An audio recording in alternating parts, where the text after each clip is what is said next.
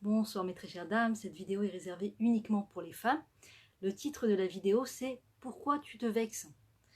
C'est une bonne question. Pourquoi est-ce que je me vexe? Pourquoi est-ce qu'on prend les choses à cœur? Pourquoi est-ce qu'on est sensible?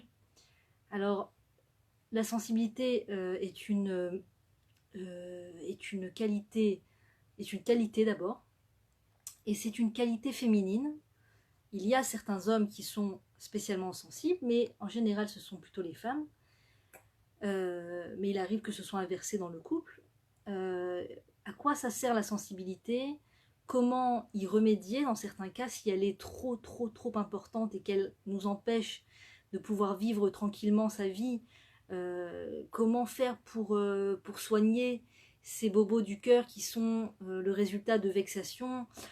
Comment faire pour ne pas en vouloir aux personnes par qui on s'est senti vexé, en particulier quand il s'agit du mari, parce que il s'agit du couple, donc il s'agit là de la vie de couple, donc c'est quand même un sujet très important de remédier à cette vexation quand c'est dans le couple, parce que quand c'est une personne que tu rencontres de temps en temps, bon, c'est bien d'être en bon terme avec les gens, mais quand c'est ton mari, c'est au jour le jour, ou c'est ton fiancé, ou les gens avec qui tu vis, c'est important qu'il y ait qu'on puisse réussir à s'équilibrer à un tel point que les choses ne nous atteignent pas autant de façon destructive.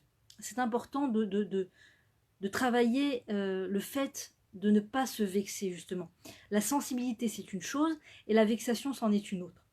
Un jour, je me souviens, j'étais chez une thérapeute extraordinaire que je bénis, et je lui parlais d'un sujet, et elle me dit, elle m'explique quelque chose, je lui dis, je suis d'accord, mais comment on fait pour arrêter de se vexer?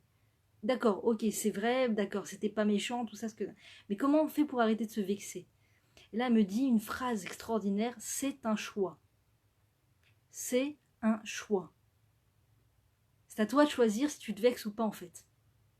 C'est pas l'autre qui te vexe.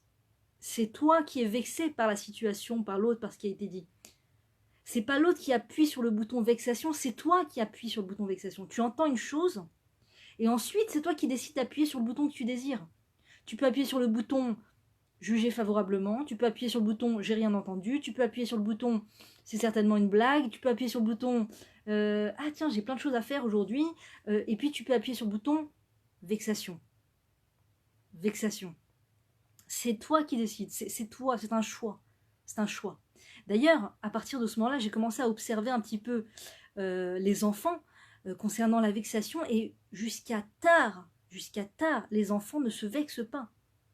Il ne faut pas les tester, que Dieu préserve. Hein. Il ne faut pas faire des choses pour voir s'ils se vexent ou pas.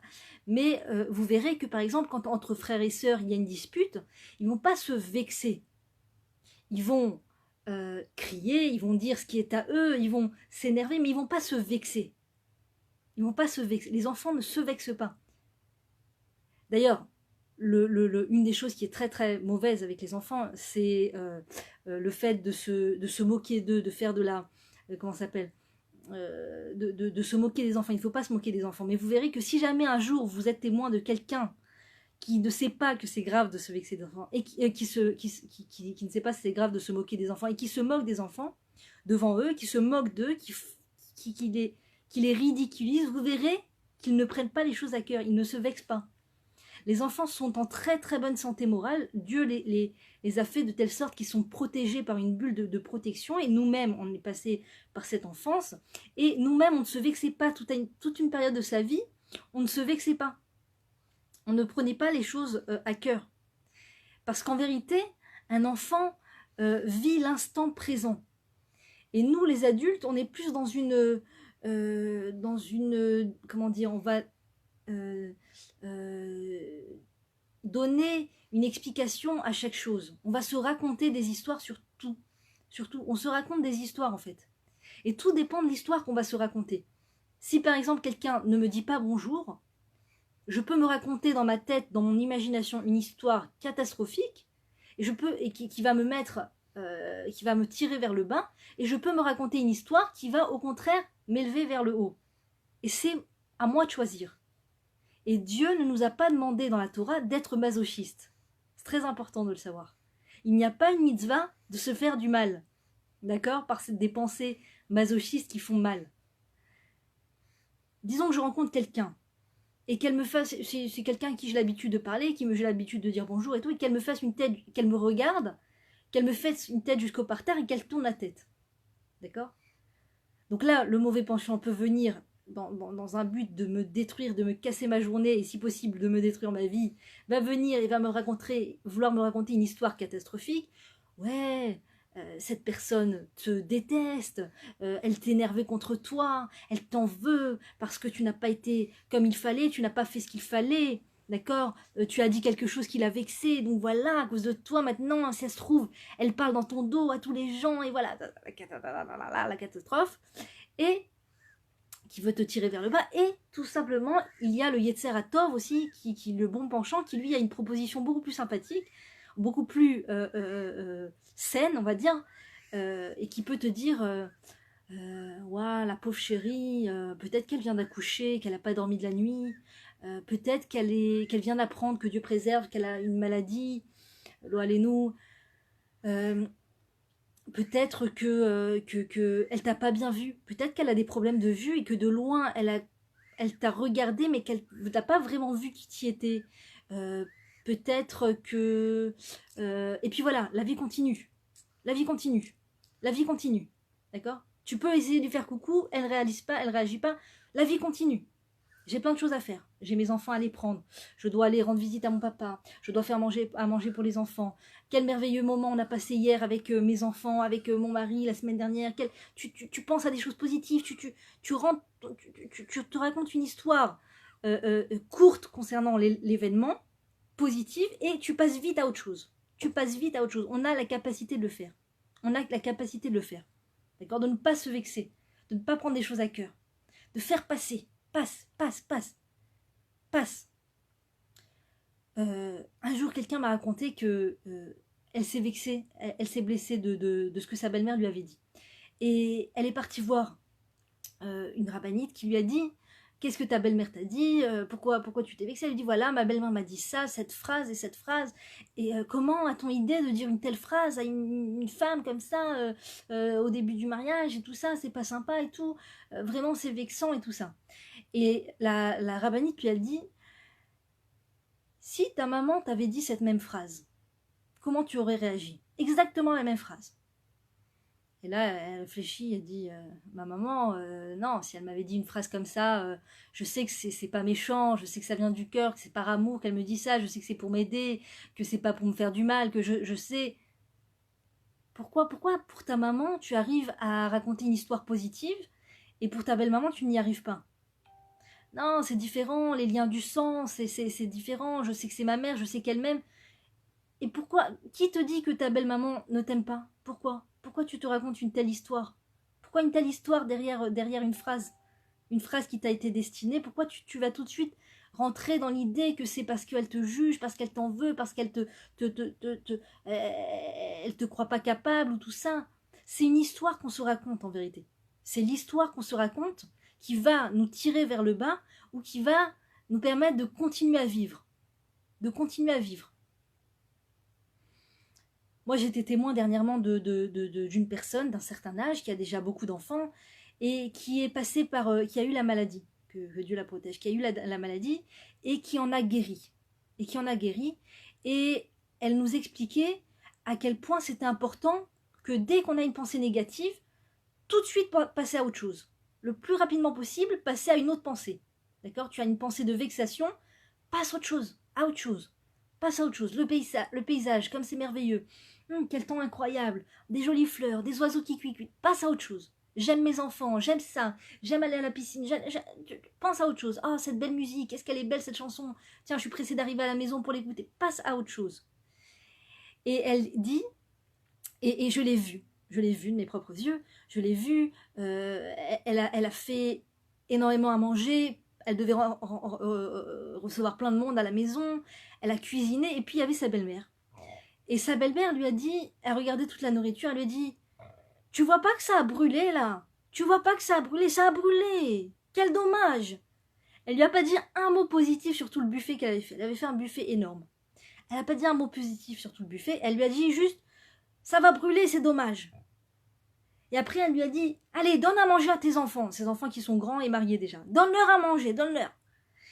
Et je vois la personne qui ne réagit pas, qui n'a pas pris les choses à cœur, qui ne s'est pas vexé, qui ne s'est pas vexé tout de suite. Oui mamie, on va leur donner. Oui mamie, non, vous inquiétez pas mamie, c'est pas brûlé. Puis elle est passée à autre chose.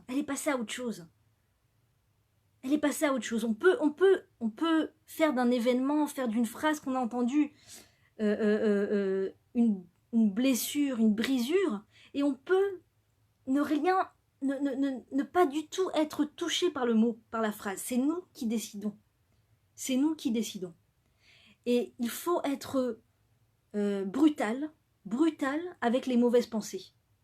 Il faut être très, très, d'accord, contrairement à Abraham Avinu qui est très hospitalier envers les invités, il ne faut pas être hospitalier du tout envers les mauvaises pensées. Si quelqu'un vous dit une phrase qui vous blesse, vous êtes au supermarché, et la vendeuse vous dit vous n'êtes pas assez rapide madame, dépêchez-vous là, vous faites attendre tout le monde. D'accord? Alors, c'est un exercice, hein, je ne dis pas que c'est facile. Tu peux ouvrir ton comme ça, te laisser toucher complètement, te laisser briser complètement par tous les mots que la vendeuse a dit. Oh mon Dieu, quelle horreur, oh là là, je viens de me faire humilier devant tout le monde, et puis elle m'a crié dessus, et puis quelle horreur, prendre les choses à cœur et rougir et tout ça. Ou tu peux te dire, tout vient de la main du Créateur. Dieu, il sait exactement ce qu'il me fait entendre. Personne ne peut me faire du mal si le Créateur ne l'a pas décidé. Je ne peux pas entendre une phrase de la part de quelqu'un si Dieu n'a pas décidé que je devais entendre cette phrase. Et on sait que les vexations, que les phrases qui font de la peine, les phrases difficiles à entendre, tout ça, c'est une capara pour la personne. C'est une capara pour la personne. C'est-à-dire que Dieu est tellement bon que pour nous donner des mérites, pour nous faire accéder à des bonnes choses dans la vie, au lieu de nous prendre de l'argent, de nous prendre une somme d'argent, au lieu que Dieu préserve de nous envoyer des maladies, au lieu d'envoyer que Dieu préserve des maladies sur nos enfants, que Dieu préserve, des fois il nous fait un très très grand cadeau, il nous offre une humiliation. Il nous permet de nous nettoyer de nos fautes par des humiliations. Il nous permet de nous rapprocher de lui par des humiliations. Ou par exemple, on prie pour avoir quelque chose, ça le Rav Yigal Cohen en parle beaucoup. On prie pour avoir quelque chose. On prie, mon Dieu, s'il te plaît, envoie-moi un enfant. Je n'ai pas d'enfant, envoie-moi un enfant, s'il te plaît, mon Dieu. Mon Dieu, s'il te plaît, je veux me marier, envoie-moi un mari. S'il te plaît, mon Dieu, je veux une maison, envoie-moi une maison. Et des fois, hein, il nous manque quelques mérites pour pouvoir accéder à ces choses-là. Il faut dire que de toute façon, on n'a jamais les mérites. Tout ce qu'on a, c'est gratuit. Tout ce que Dieu nous donne, c'est gratuitement. Tout ce à quoi on accède, c'est gratuit. Donc, bien entendu qu'on n'a pas les mérites pour quoi que ce soit. Tout ce qu'on reçoit, c'est gratuit. Donc, des fois, Dieu veut nous permettre d'accéder à ces choses-là, mais il nous faut encore quelques mérites. Et au lieu de nous envoyer que Dieu préserve une maladie, ou au lieu de nous faire attendre 10 ans, il va nous envoyer une bonne humiliation, et après, on est tout propre, on est comme nettoyé, et notre prière monte directement au ciel, et on reçoit des mérites énormes. Et on peut accéder à ces choses-là qu'on demande. On peut accéder si on accepte l'humiliation avec amour. C'est la condition. Si on ne répond pas à la personne du tac au tac, si on ne rentre pas dedans à la personne, si on ne cherche pas à se venger de quelque manière que ça soit, en train de filmer avec son téléphone, je vous filme, je vais montrer ça à la police, je vais vous faire un procès, vous allez voir, ça va passer sur toutes les chaînes, vous allez voir, on va faire des milliers de vues avec votre humiliation que vous venez de faire. Non.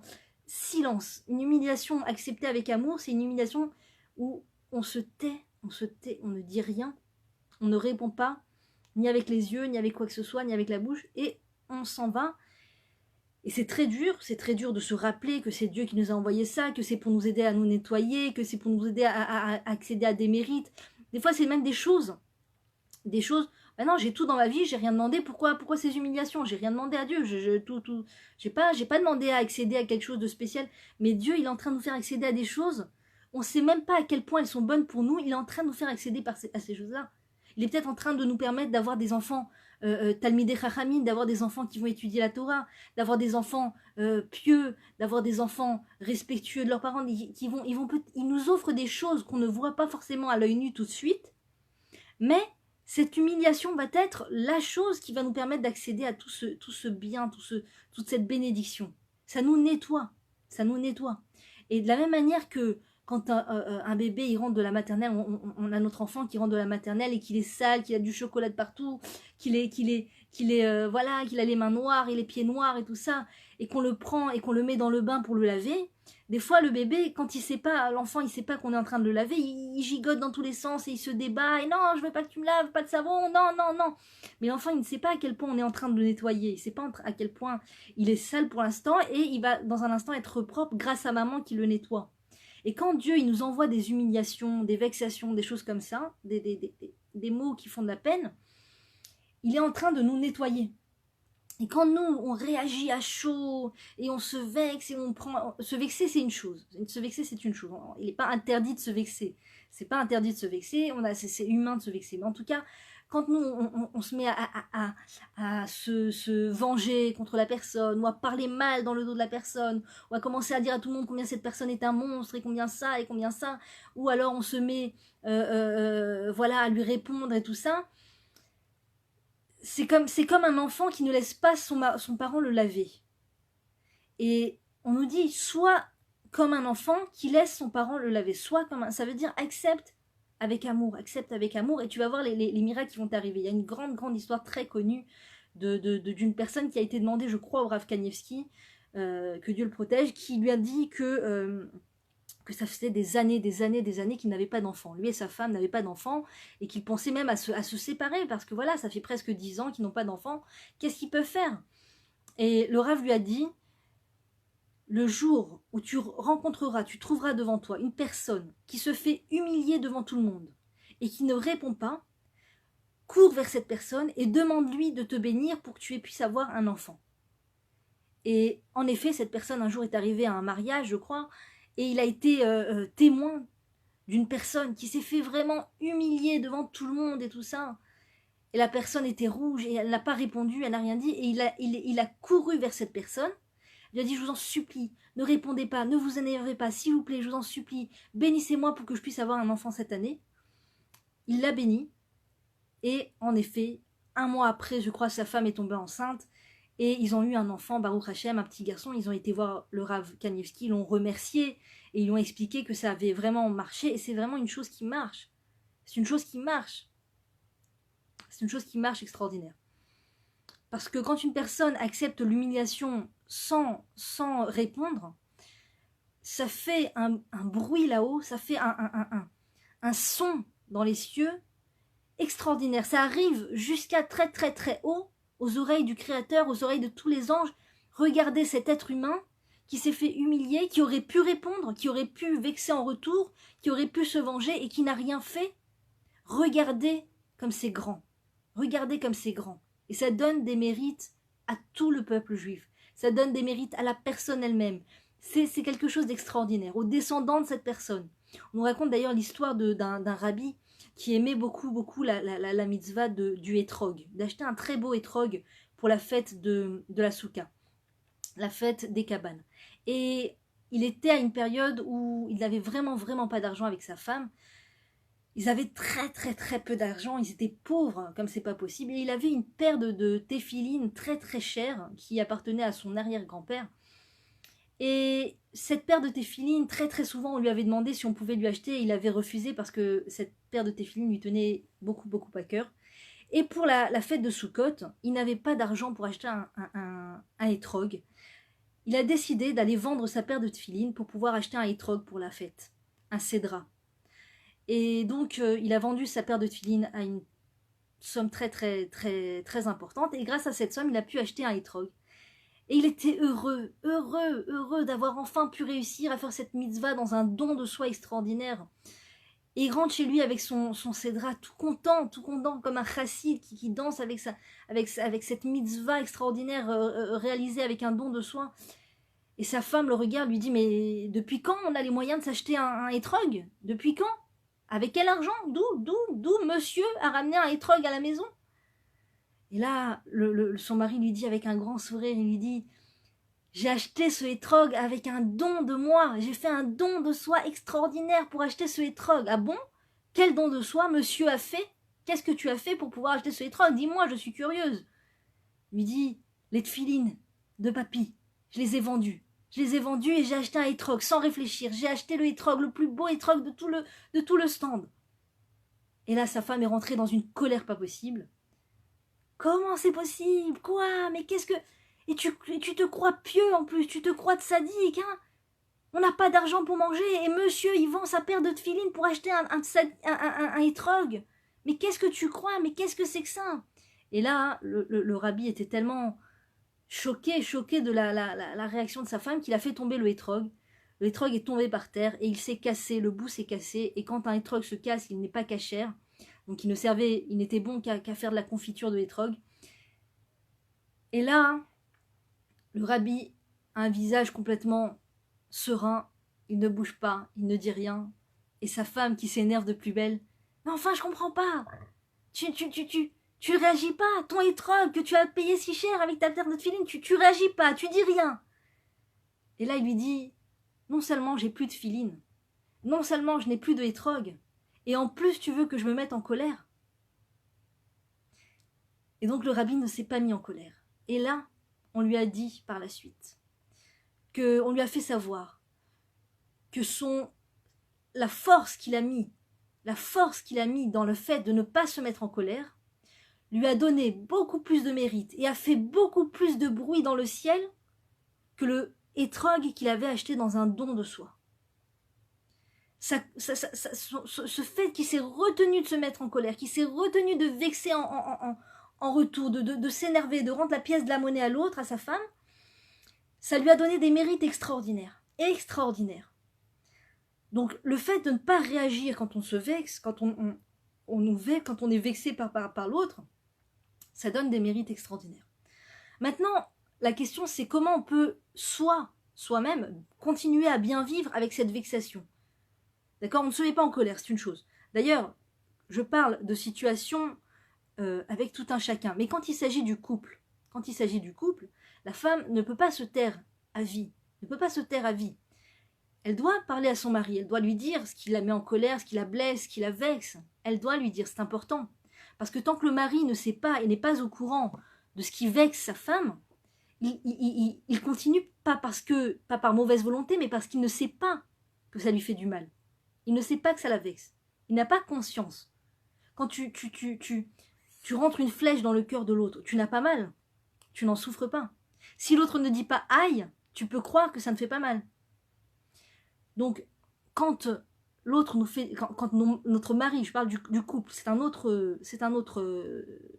autre règle. Avec tout un chacun, avec les gens à l'extérieur, on n'est pas obligé de mettre les choses à plat et de parler. On peut déjà se retenir de se vexer, c'est une chose. Se retenir de se venger, c'est une chose. Mais avec le mari, non seulement il faut se retenir de se venger, mais par la suite il faut parler. C'est important de crever l'abcès. C'est important de dire à son mari, pas sous le coup de la colère, pas au moment même où le mari vient de dire un truc vexant.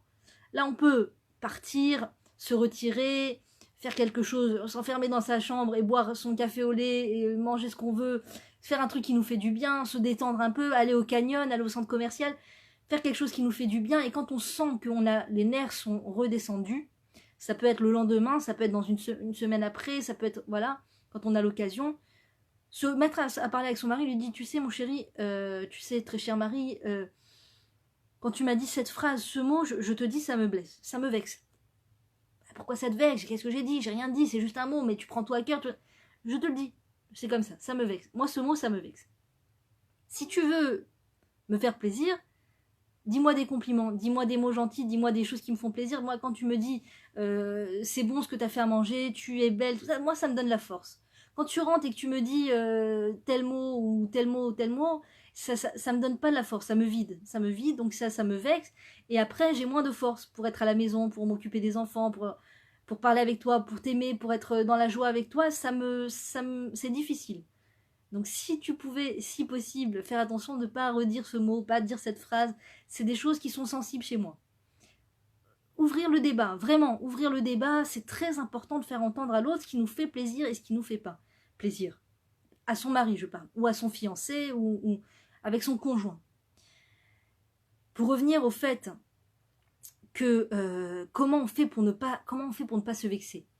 Alors, j'aimerais juste rapporter l'exemple que le Rav Ben Chetrit nous a donné il n'y a pas longtemps. On a eu la chance, Baruch Hashem, qu'il soit de passage à la maison, et il nous a donné un exemple extraordinaire. Il nous a dit que la sensibilité, c'était comme l'eau. L'eau, c'est la sensibilité. Par exemple, quand tu construis une maison, d'accord, tu vas faire venir des points d'eau dans la maison. Et donc, il faut la tuyauterie. Il faut une tuyauterie pour faire passer l'eau dans la maison. L'eau, c'est comme la sensibilité. Et la tuyauterie, c'est la maîtrise de soi. La maîtrise de soi, de ne pas laisser passer aller la sensibilité dans tous les sens. D'accord? Donc, si tu fais une maison magnifique, tu construis une maison extraordinaire, et que tu y amènes les points d'eau, et que tu fais rentrer l'eau dans la maison, mais qu'il n'y a pas la tuyauterie, ça va être l'inondation dans la maison. Ça va être l'inondation. L'inondation, ça peut ronger une maison. Ça peut te ronger une maison. Tu peux avoir la plus belle maison au monde, avec les plus beaux matériaux au monde. Si tu laisses de l'eau comme ça aller de partout, sans tuyauterie qui va gérer le sens de l'eau d'un endroit à l'autre, ça te bousille la maison. D'accord? Si tu as une maison et que tu as une super tuyauterie et que tu n'as pas l'eau, tout ça sert à rien. Tout ça, tu peux mourir de sécheresse dans la maison. Tu peux mourir de sécheresse s'il n'y a pas d'eau dans la maison. On est d'accord? Tu as la maison, tu as la tuyauterie, mais il n'y a pas d'eau. D'ailleurs, on nous dit En Maïm et la Torah, il n'y a pas le mot, enfin, l'eau fait référence à la Torah. Le fait d'amener de l'eau dans sa maison, dans sa vie, c'est de faire amener de la Torah dans sa vie. C'est très important. Donc, de même manière que la Torah est importante dans la vie, la sensibilité aussi est très importante. Mais le fait de savoir gérer sa sensibilité, d'accord, de l'amener à bon port, de l'utiliser à bon escient, comme cette eau qui passe à travers la tuyauterie pour nourrir, pour hydrater les gens, pour donner à boire aux gens, tout ça est très important. Donc la sensibilité est importante. C'est important qu'il y ait de la sensibilité, sinon on est asséché. Quand il n'y a pas de sensibilité du tout, c'est sec, c'est froid, c'est froid. On est d'accord, il n'y a pas de sensibilité, c'est aucune émotion, rien. C'est droit, les actions, et voilà, et c'est tout. Une suite d'actions sèches. Il faut de la sensibilité, bien sûr. Il faut la sensibilité dans la maison. Mais c'est très important qu'il y ait aussi le fait de pouvoir se gérer cette sensibilité. Donc en général, l'homme va apporter ce côté de savoir mettre des limites, d'accord, de savoir faire les choses à froid, de savoir faire les choses sans trop de sensibilité, d'accord.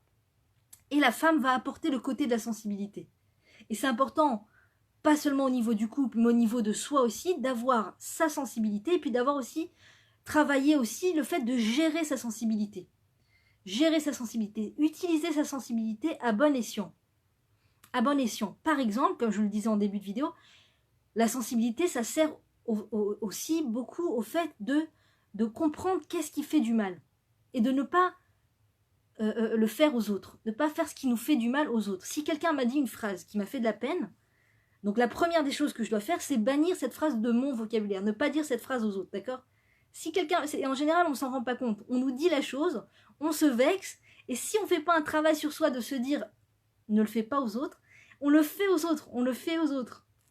Très souvent, on se dit ah là là, je supporte pas quand on me dit telle phrase, ah là là, je supporte pas quand on me dit quand est-ce que tu vas te marier, quand est-ce que tu vas te marier, et Dieu merci, on se marie, et le temps passe, et le temps passe, et le temps passe, et on rencontre une cousine qui est pas encore mariée. Alors, c'est pour quand le mariage? D'accord? Donc si on ne sait pas travailler sur le fait de se dire cette phrase, tu ne la dis jamais à personne, eh bien on va avoir une tendance à retomber dans les choses. Moi, une fois, quelqu'un m'a dit, elle a dit une phrase à sa fille ou à sa belle-fille, je sais plus, et elle a dit ah là là, c'est rigolo, j'ai eu l'impression de réentendre ma propre belle-mère quand elle me disait cette phrase. J'ai dit cette phrase à ma belle-fille, et j'ai eu l'impression d'être ma propre belle-mère quand elle me disait cette phrase. Ah là là, qu'est-ce que j'aimais pas quand elle me disait ça. Donc ça veut dire que on nous a dit des choses qu'on n'a pas supportées, et le temps est passé, la sensibilité est passée, on a surmonté les choses. D'ailleurs, sachez que le temps aide à passer, tout passe avec le temps. Le temps est un cicatrisateur extraordinaire. Donc ne vous inquiétez pas, tout finit par passer. Et donc, après un certain temps, on a perdu toute la sensibilité de la chose et on en revient à redire la chose si on ne sait pas travailler. Si on ne sait pas travailler.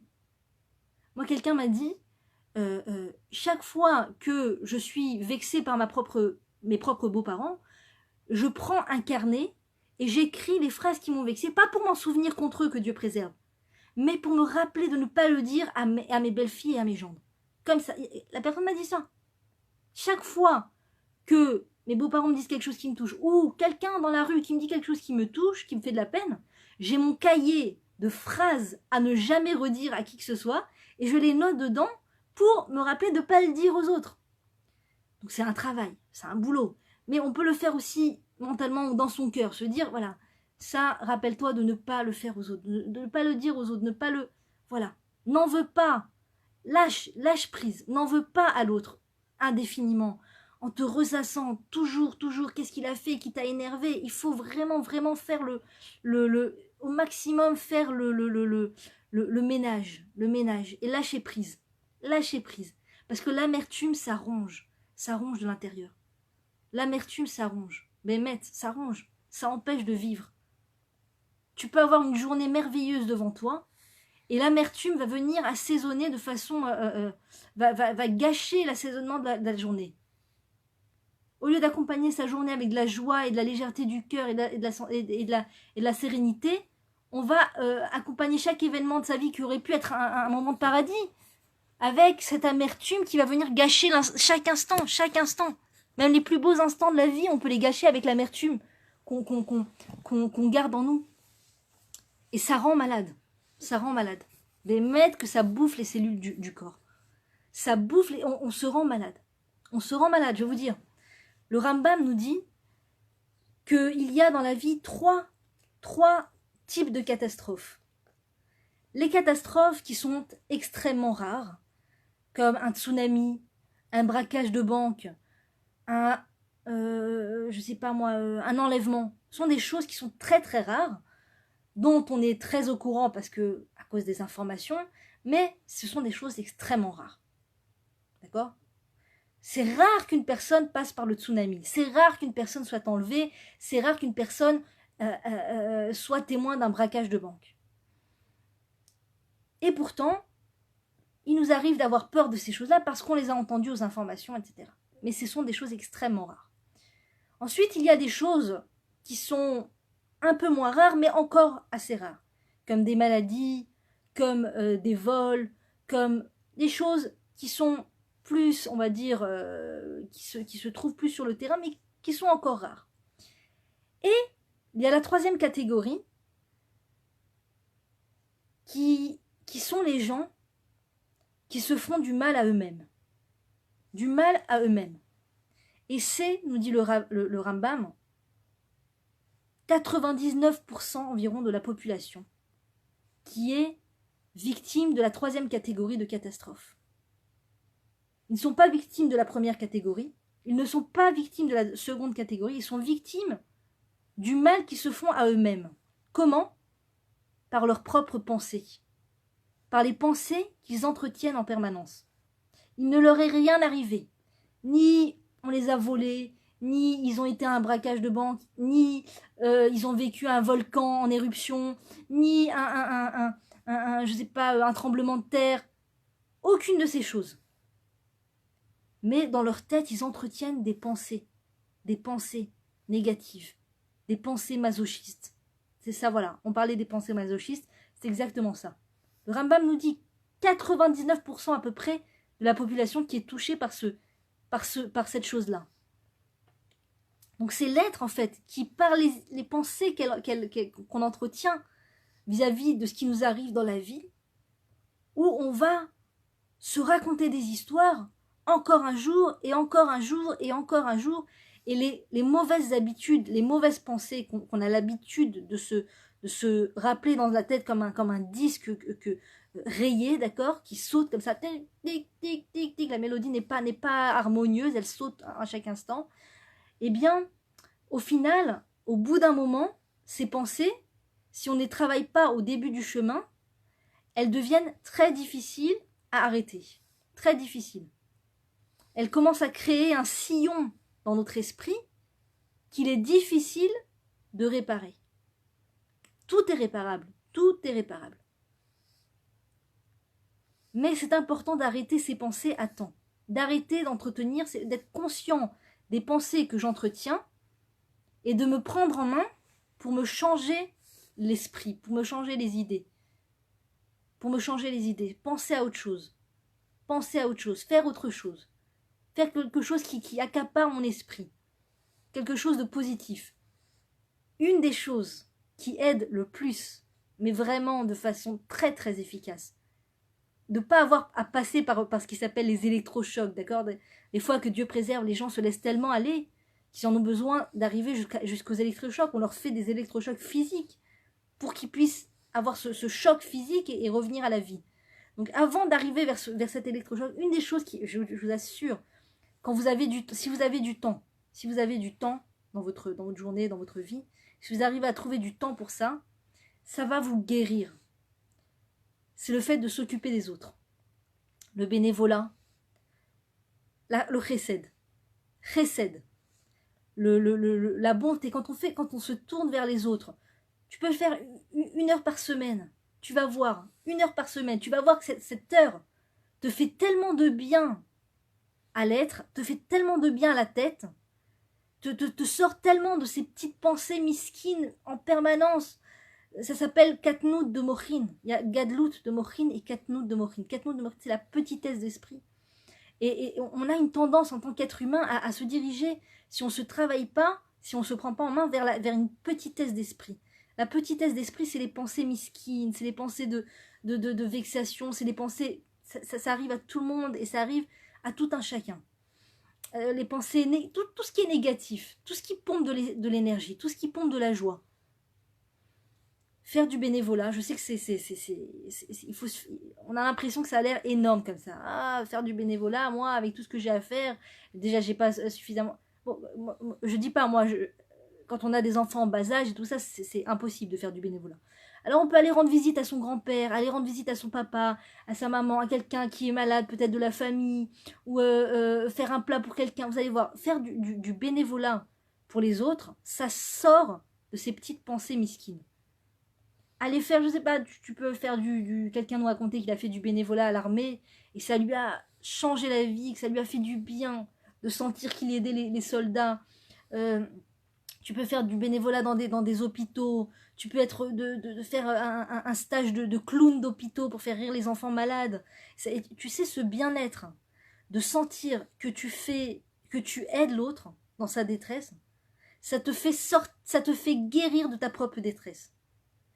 Si les gens, d'accord, qui vont chez des psychologues pendant tellement d'années, qui payent tellement d'argent, savaient ce qu'une heure de bénévolat pourrait leur faire à l'esprit, mais ils en verraient balader tous les psychologues et les psychiatres et les médicaments et les machins. Parce que tu sors de toi. Tu sors de toi. La Torah nous enseigne. Olam chesed ibané. La Torah nous enseigne, nous raconte l'histoire de la fille de Rabbi Akiva, je crois, on a annoncé à Rabbi Akiva que sa fille devait mourir le lendemain de son mariage. Et Rabbi Akiva est mort de trouille. Il n'en peut plus, de peur de voir sa fille partir, mais en même temps, il ne peut pas l'empêcher de se marier. Enfin arrive le jour de son mariage, elle se marie. Et le jour du mariage, qu'est-ce qu'elle fait?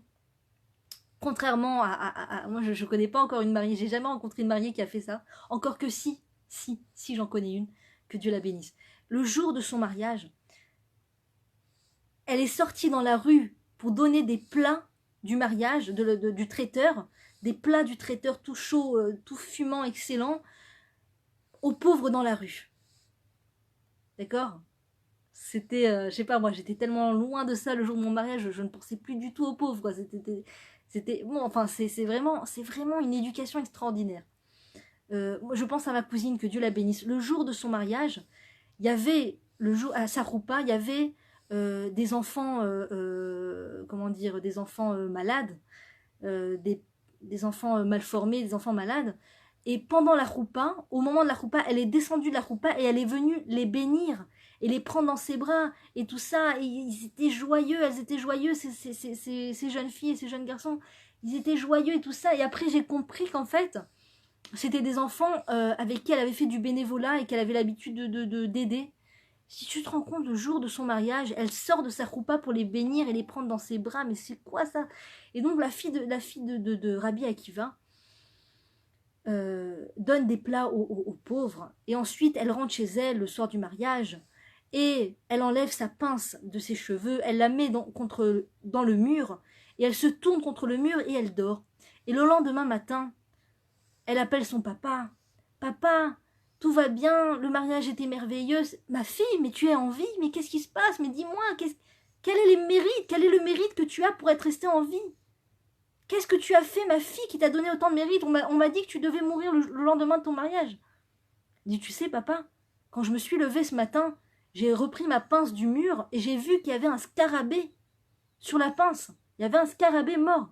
Ce scarabée aurait pu me tuer. Ma fille, mais qu'est-ce qui t'a donné un mérite pareil? Eh ben papa, le jour du mariage, j'ai donné des plats aux pauvres. J'ai donné des plats aux pauvres. Eh bien c'est ça, ma fille, qui t'a sauvée de la mort. Qui t'a sauvée de la mort. Et on nous dit que quand elle a tourné le dos au mur, elle a mis la pince contre le mur et elle a tourné le dos au mur, le mur, ça représente l'égocentrisme. Quand tu tournes le dos à ton égocentrisme, tu te sauves la vie en fait. Tu te sauves la vie. Tu tues des scarabées et des serpents. Tous ces vieux démons, comme on dit, les vieux démons. Tu sais, c'est des vieux démons, c'est des pensées qui me viennent, des tristesses et des accusations contre l'un et des vexations contre l'autre. C'est des vieux démons.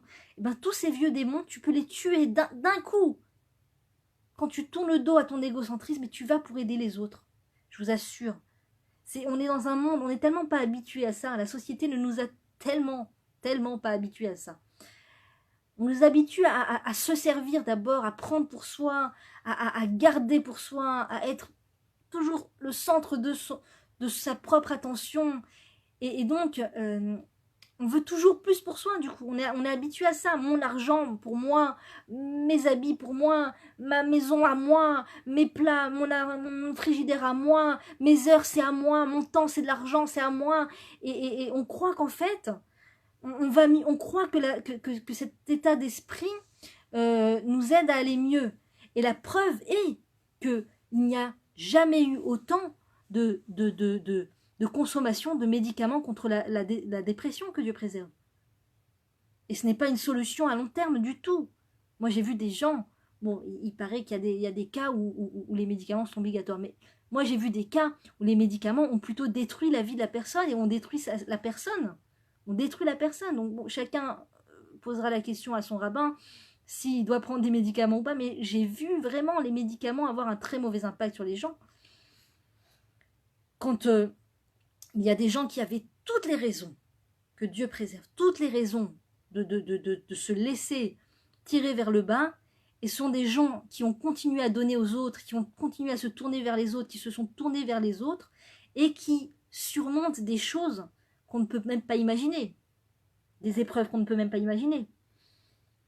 Combien nous, combien de rabbinim ont perdu des enfants en Israël? Combien? Et la semaine après, dans la semaine, ils ont continué d'aller enseigner, d'aller à la yeshiva et diffuser la Torah, et enseigner la Torah et enseigner la foi en Dieu, que tout est pour le bien.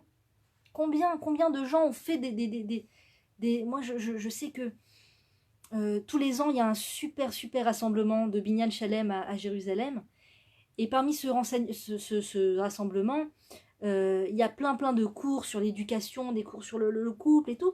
Il y a aussi beaucoup d'histoires personnelles de gens à qui il est arrivé des choses pas simples et qui viennent témoigner de leurs épreuves et comment elles ont surmonté leurs épreuves. Et c'est juste, à chaque fois je dis, ce sont des vitamines extraordinaires pour l'être, d'entendre ces histoires. De choses, loin les nous, des histoires qu'on a entendues aux informations, une femme avec une famille nombreuse qui a perdu son mari, loin les nous, et tu entends les informations, tu entends toute l'histoire tragédique et tout, et puis après, tu entends 1 an, 2 ans après, raconter des choses extraordinaires, des compréhensions qu'elle a eues de tout ce qui est arrivé, une façon de surmonter les épreuves avec une émouna et une foi incroyable, et un optimisme extraordinaire envers l'avenir. Et c'est vraiment à pleurer, quoi, à pleurer d'émotion et de joie, et de voir combien les gens peuvent, des catastrophes qui arrivent aux gens, ces personnes peuvent recycler ces choses-là d'une façon à nourrir tout le peuple avec une émouna extraordinaire, une foi sans borne, une foi extraordinaire, une foi extraordinaire. Donc, pour revenir au sujet de la vexation, comment on fait pour ne pas se vexer? Comment on fait pour ne pas prendre des choses trop à cœur? Comment on fait pour... Donc voilà, déjà, une des choses, quand on est occupé à donner, on est moins fragile. On est moins fragile. On est moins cassable. D'accord? On est moins la proie des choses. C'est-à-dire, on n'a pas le temps. On est tellement occupé, quand on est occupé à donner aux autres, à faire et tout ça, on a une occupation, on n'a pas le temps de se laisser tomber dans la vexation. D'accord? Quand on ne fait pas grand-chose de sa journée, quand on n'est pas très actif ou qu'on bouge pas trop et tout ça, c'est là où la vexation peut commencer à créer à l'intérieur de nous une inflammation. Peut commencer à créer une inflammation où on va ressasser la chose parce qu'on est immobile, parce qu'on ne fait pas grand-chose. Alors des fois, la personne va dire, on va dire, je voudrais bien être mobile, je voudrais bien faire des choses, mais cette vexation m'empêche de faire, d'être active, de faire des choses. Et il faut se dépasser. Il faut se dépasser, sortir de sa maison, sortir de chez soi, et faire des choses qui nous occupent l'esprit à tel point qu'on ne pense plus à la chose, qu'on oublie la chose. Que le temps nettoie la chose de par elle-même. Et à part ça, comment on fait pour ne pas se vexer? Par exemple, avec le mari va nous dire une phrase, ou notre copine va nous dire une phrase. Comment on fait pour ne pas se vexer?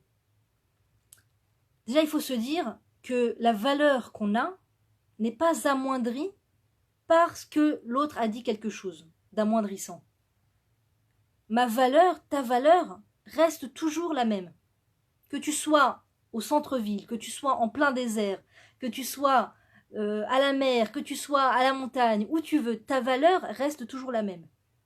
Que quelqu'un te piétine moralement ou que quelqu'un t'élève vers le haut, te prend dans les bras et te lève vers le haut par des phrases gentilles, des compliments qu'elle va te dire, ta valeur reste la même. Tu n'es pas plus quand la personne t'élève vers le haut, tu n'es pas moins quand la personne te piétine. Ta valeur est toujours la même. Donc ça, c'est une chose qu'il faut avoir en tête. Si quelqu'un me piétine, si quelqu'un me dit quelque chose de pas gentil, c'est son problème. C'est son problème avec elle-même. C'est ce qu'elle débite, c'est ce qu'elle a envie de dire, c'est les phrases qu'elle a envie de sortir de sa bouche, c'est son problème. Moi, je reste une personne de valeur. Ma valeur n'est pas moindre. Ma valeur n'est pas amoindrie par l'autre, parce que l'autre me dit. Je reste